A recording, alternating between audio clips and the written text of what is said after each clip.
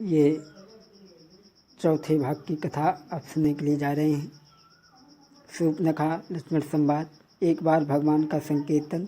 सीता राम राम राम सीता राम राम राम राधे श्याम श्याम श्याम सीता राम राम राम। भक्तों,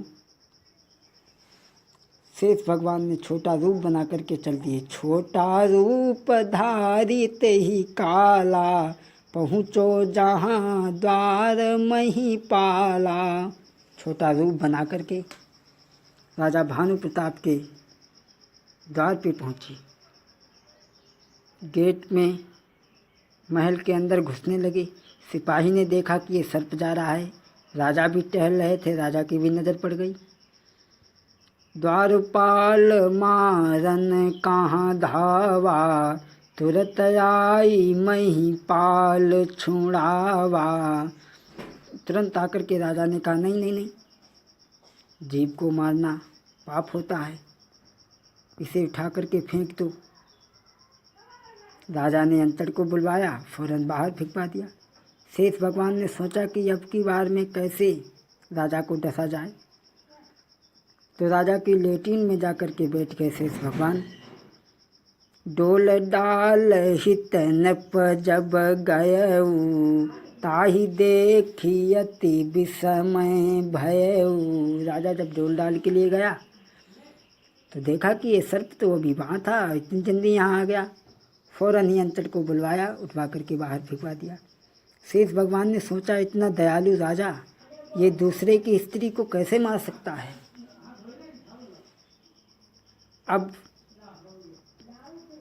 अब नागिनी सन पूछी हूँ जाई, कही कारण मार्यो तो ही भाई। अब मैं नागिनी से जाकर के पूछूंगा। शेष भगवान घर पे गए, नागिनी से पूछा, नागिनी तुम्हें राजा भानु प्रताप ने क्यों मारा। नागिनी कहने लगी, लो मारा तुम्हारी कसम, कोई बात नहीं। शेष भगवान कहने लगे, अच्छा अब तुम नहीं बताओगी।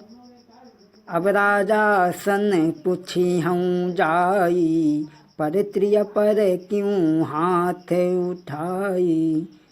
अब मैं राजा से जाकर के पूछूंगा, लेकिन एक बात तुम भी सुन लो। अगर तुम्हारी गलती हुई, गलती होई तोरी जो बाला, कटी हूँ नाक कान तत्काला। अगर उसमें तुम्हारी गलती निकली तो मैं तुम्हारे नाक कान काट लूँगा। शेष भगवान चल दिए। छोटे से बालक का रूप बनाया और राजा के दरबार में खड़े होकर के राजा से प्रश्न किया, कहा महाराज मैं तुमसे कुछ बात करना चाहता हूँ। राजा भानु प्रताप ने कहा ठीक है। बोले महाराज यहाँ नहीं, दरबार को बंद करो, पहले घर चलो। घर में ले गए। कहा महाराज घर के सांकर बंद करो। सांकर बंद कर दी। कहा महाराज अब खटिया बिछाई लो। खटिया बिछाई ले। कहा महाराज अब रजैया ओढ़ लो। रजैया ओढ़ ली। कि महाराज एक काम करो, अब चारों गिद्धी दाबी लो। दाबी ली। राजा भानु प्रताप कहने लगे, अब बताओ भाई। तो शेष भगवान ने पूछा कि ही कारण मारे वही बामा, काय अपराध की न सो कामा। राजा भानु प्रताप चक्कर में पड़ गए, मैंने तो किसी को बताया नहीं, ये बालक कैसे जानता है। बतलाया, राजा भानु प्रताप ने बतलाया, सुनो मैंने क्यों मारा।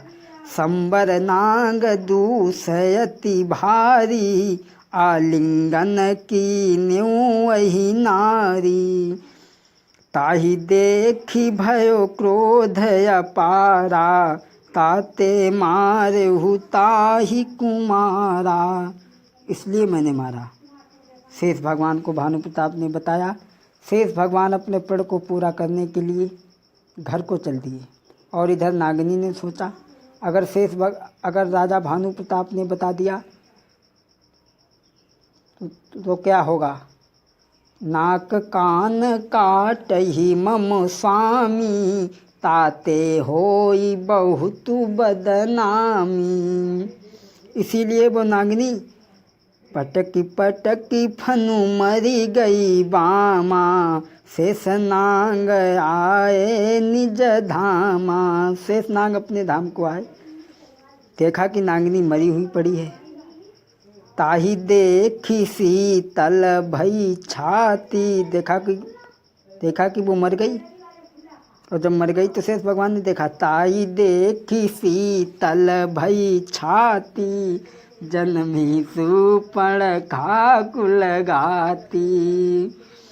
इसीलिए भगवान ने पूर्व जन्म की बात लखाई, कहा अनुज सन सैन बुझाई। लेकिन लक्ष्मण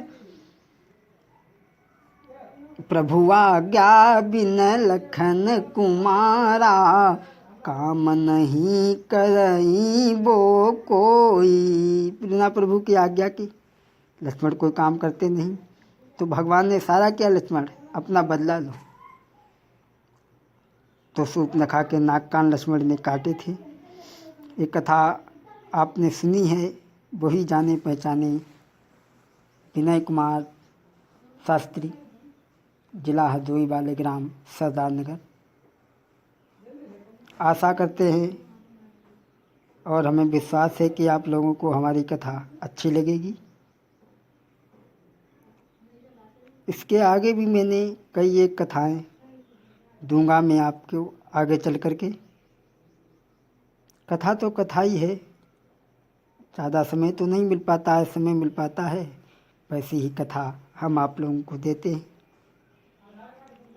एक बार भगवान का 2 बार पावन नाम बोल ली, अपनी मन और वाणी को पवित्र कर ले।